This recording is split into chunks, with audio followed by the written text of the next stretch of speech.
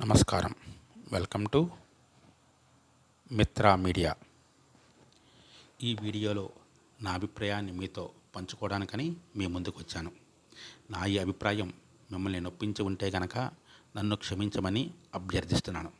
అలాగే ఈ వీడియోలో ఏదైనా అసభ్యకరమైన పదజాలం నేను వాడి ఉంటే కనుక నన్ను క్షమించమని అర్థిస్తున్నాను. ఇకపోతే ఈ క్షణం మీతో నేను పంచుకోవాలనుకున్న నా అభిప్రాయం ఏమిటంటే బిగ్ బాస్ సీజన్ 9 గురించి. నాకు బిగ్ బాస్ కార్యక్రమం అంటే చాలా ఇష్టం. రెండవ సీజన్ మరియు ఓటీటీ తప్ప మిగిలిన అన్ని సీజన్లు కూడా నేను ఫాలో అయ్యాను. అంతేకాదు బిగ్ బాస్ రివ్యూలు కాకుండా వాటి కింద వచ్చేటువంటి కామెంట్స్ కూడా నేను మిస్ అవ్వను.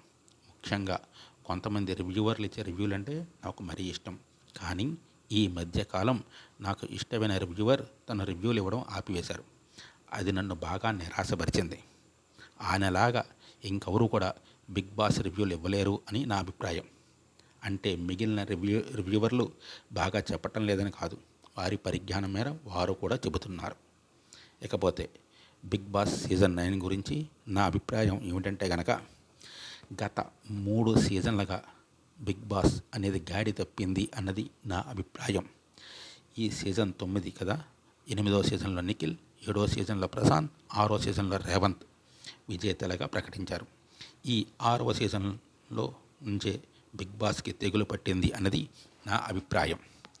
ఈ సీజన్ ఫైనల్ స్టేజ్ మీద కప్పు ఇచ్చిందేమో రేవంత్కి, విన్నర్గా ప్రకటించిందేమో శ్రీహాన్ని. ఇదేం విన్యాసమో మరి తెలియదు.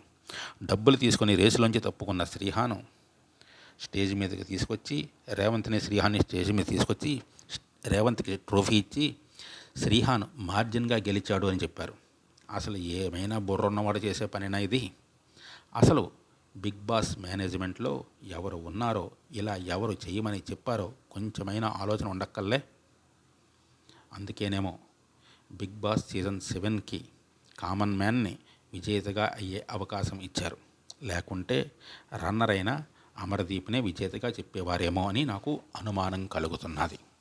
ఇకపోతే బిగ్ బాస్ సీజన్ 8 గురించి మళ్ళీ వాళ్ళ పంతానే నెగ్గించుకున్నారు. నిఖిల్నే విన్నర్గా ప్రకటించారు. అసలు వైల్డ్ కార్డుగా వచ్చిన గౌతమ్ ప్రజల మద్దతుతోటి ఆఖరి వరకు వచ్చాడు. ఏం మాయ జరిగిందో ఏమో తెలియదు, కానీ ఆఖరిలో మళ్ళీ నిఖిల్నే విన్నర్గా ప్రకటించారు.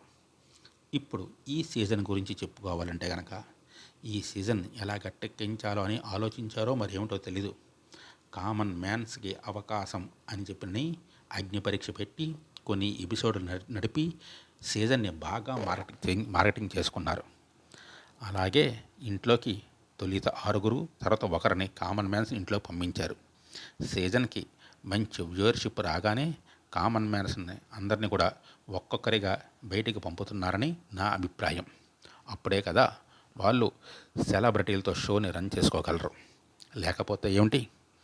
రీతు మరియు ఫ్లోరా ఇద్దరికీ ఎవిక్షన్ బోర్డులు వస్తే శ్రీజ వెళ్ళిపోవడం ఏమిటి? ఇంతవరకు వెళ్ళిపోయిన మనీష్, ప్రియా, హరీష్, ఇప్పుడు శ్రీజ బయటికి పంపడానికి ఏం కారణం అయ్యి ఉంటుంది చెప్పండి? ఈ లెక్క చూస్తే కనుక ఈ వీక్ దివ్య, వచ్చే తర్వాత కళ్యాణ్, ఆ తర్వాత డీమాన్ కూడా ఎలిమినేట్ క్యాండిడేట్స్ అవుతారేమో అని చెప్పినని నాకు అనుమానం వస్తుంది.